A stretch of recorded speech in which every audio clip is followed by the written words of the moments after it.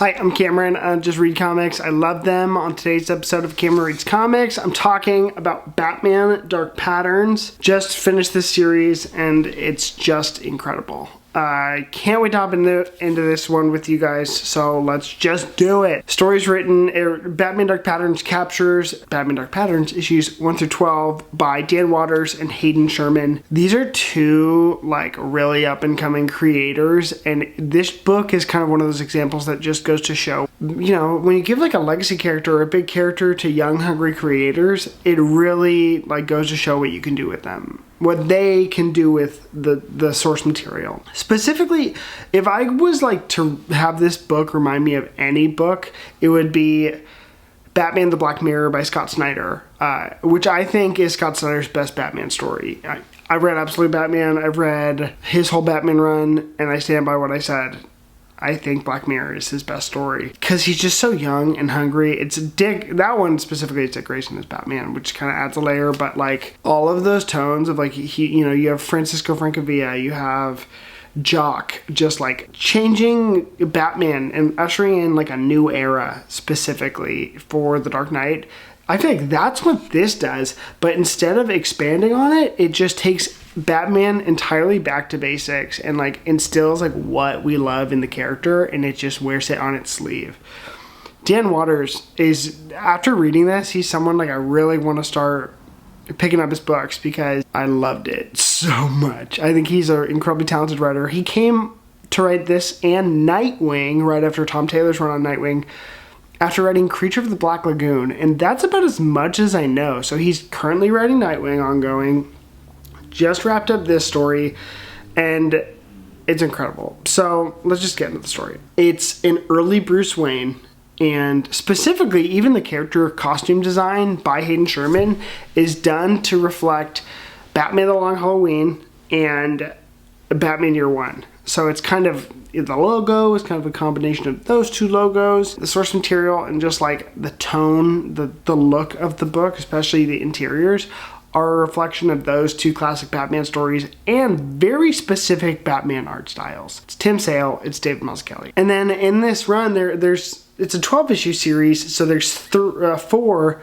3-issue arcs. The first one has to do with the Wounded, who is a very, very scary villain. Batman fights him, but any move combative he could make, the dude has a bunch of nails in his face, any combative move Batman could make would kill him. And so how does Batman fight a villain like that? Super scary. Next arc, they have one of the best Batman villains, and this is really the first arc was good, and I was okay, but it didn't keep me in the series. It wasn't going to be the one. Second arc is Scarface arc. What? A Scarface Batman story in the mid-2020s? Yes, and it was incredible.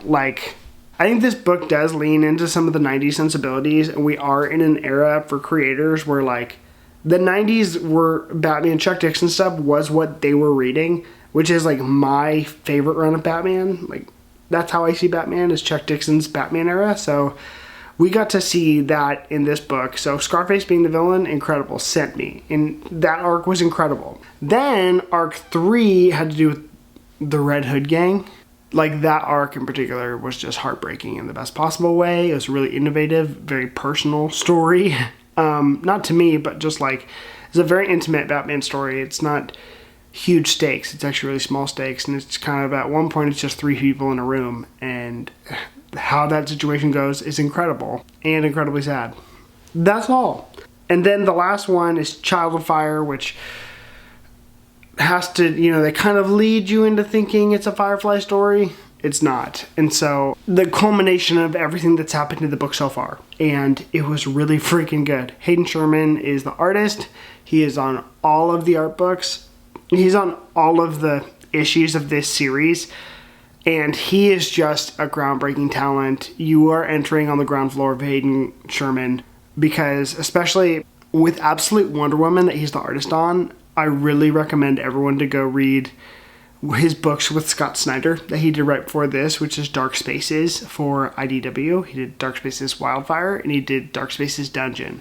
Dungeon is my favorite, and it's terrifying. But yeah, Hayden Sherman coming out to do Wonder Woman, which is one of the best Absolute books, and then coming in to do Batman Dark Patterns simultaneously, like, is an insane run. He is an insane talented and hopefully heralding in a new generation of indie talent. And I just don't think he's going to be indie for so long, because I don't think he is anymore after this. And after being on one of the biggest books at DC right now, his work, his Batman stuff.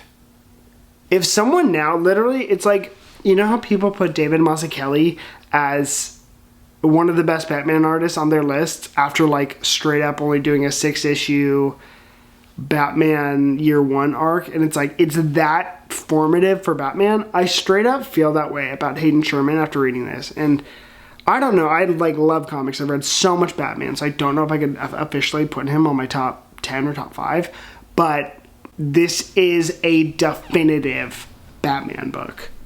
Like, it's perfect. And his art and his page layouts are just transformative. I guess the highest compliment I could give Hayden Sherman on this story is that he showed us new ways that the medium can excel. He shows new ways to use this freaking 100-year-old medium, if not older. I just think DC's been around for like 85 years. So he is now doing things that I haven't seen done. His page layouts are incredible. The way he formulates panels and pages and tells the narrative through there, the way he uses perspective, the way he's just, it's so perfect. And like, his art style leans so good into horror. You don't see too many Batman horror books, in my opinion. I think the two that I've read specifically are Black Mirror and this, and that's another reason why I like it. But it's a simple horror Batman book, and it's street level. It just feels like you're reading, like, Long Halloween for the first time. You know, you're just reading the OG stuff. Batman it's Bruce, Alfred, Commissioner Gordon is the commissioner, Alfred's the butler. It's like simple in that regard. It's an early, scrappy young Batman who doesn't have it all together. He has the yellow circle. Like, it's just so good. Even this cover. I love this cover. He won, I believe Hayden Sherman was nominated, if not should have won, Best Cover Artist for this story. The bandages being yellow, him looking at the Batsuit, like, should I go? I just want to die. I love it so much. Dan Waters, scrappy young writer, really writing a great, stern Batman. The way he formats his story on a per-page basis, I think, is incredible. I love Hayden Sherman. Hayden Sherman is one of the best reasons to buy this book, but I think Dan Waters really bring out the best in each other through their telling of this story, which is an excellent Batman book. So if you're looking for a horror-grounded level Batman book, look no further than this one. It's incredible. And this is the kind of book, now that it's going to be in trade soon, is going to be one of the, I'd say this is like straight up one of the best Batman stories of the decade. Absolutely, no question about it. Simultaneously being released with what I would say is, again, one of the best Batman stories of the decade, which was Batman Year One. Batman and Robin Year One. By Mark Waid and Chris Samnee. Tonally, a completely different book, but equally true about how my vision of Batman is. So I can't emphasize enough great things about these books, other than, like, just go pick it up. My rating, it's a 10. It's an absolute 10, maybe an 11. I didn't think I'd like this book. And the coolest part is, I just picked up issue number 1, and I subscribed to it. That's it. I didn't anticipate. I was like, oh, I'll go check out. That's a cool first issue number 1 cover. Let me go check it out. Oh, Hayden Sherman's pretty cool. Was able to get issue number 2 off the rack.